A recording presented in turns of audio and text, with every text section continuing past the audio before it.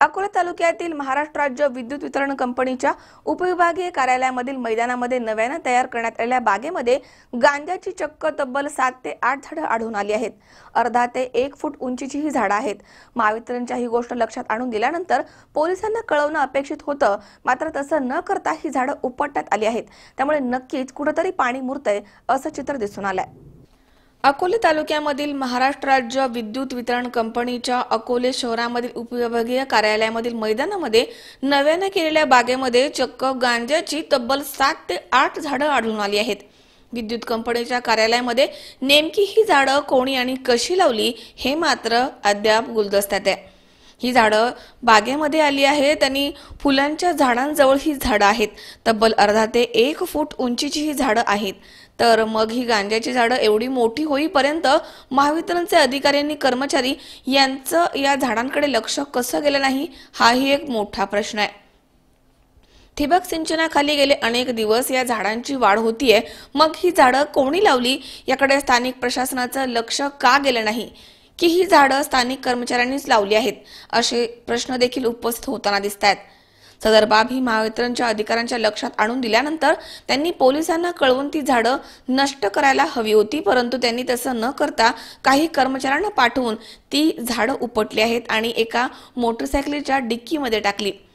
त्याबद्दल अभियंता बागुल यांना विचारणा केली असता तिथे 2च झाडं होती आणि आम्ही आता इथून पुढे या ठिकाणी सुरक्षा रक्षक तैनात करू, तसेच आम्ही पोलीस स्टेशनशी संपर्क करूनच ही झाडं काढून टाकली आहेत असं सांगण्यात आलंय। मात्र पोलीस स्टेशनशी संपर्क केला असता अशी कुठलीही कल्पना त्यांना दिली नसल्याची माहिती पुढे आली आहे। गांजासारख्या अंमली पदार्थांची झाडं लावणं हा कायद्यानं मोठा गुन्हा आहे।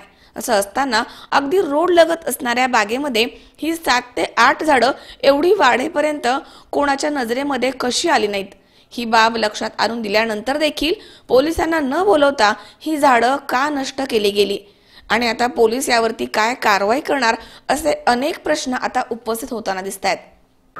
तर कशाची झाडं होती ते काय माहिती नाही, परंतु आता ते जे म्हणजे चुकीचं वेगळे झाडं वाढत होते, दोन तीन काय ते उपटून फेकून त्याची विल्हेवाट लावून टाकलेली आहे आणि ते दुपारी 2 ते रात्री 10 पर्यंत एक सिक्युरिटी आपण आता तैनात केलेला आहे आणि रात्री 10 ते सकाळी 6 पर्यंत आपला सिक्युरिटी असतो, कारण की इथं बरेचसे लोक तिथं लघवी वगैरे करायचे, त्याच्यामुळे ते लघवी न करण्यासाठी आम्ही तिथं तार कंपाऊंड करून झाडांची व्यवस्था वगैरे केलेली होती।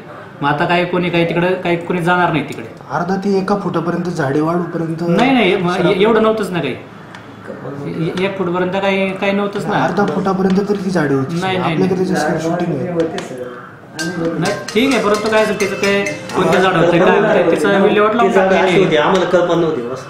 नाही कोणत्या झाड होते काय आयडिया नाही। मग आता तुम्ही त्याचं आयडेंटिफिकेशन कसं केलं? नाही काय त्याचे काय 2-3 झाड होते, त्याचे ते विल्हेवाट लावून टाकले ना। 7 झाडं होती, 7 ते 8 झाडं, काय आयडिया नाही बरं का, परंतु त्याचे काय 2-3 झाड होते ते विल्हेवाट लावून टाकले, सिक्युरिटीची व्यवस्था केलेली।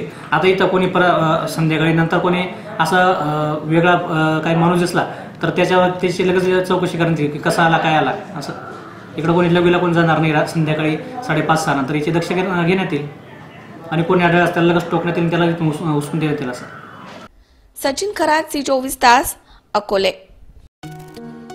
सबस्क्राइब करा आमच्या YouTube चॅनलवर आणि बेल आयकॉनवरती क्लिक करा सर्वात पहिले आपल्या परिसरातील बातम्या बघण्यासाठी।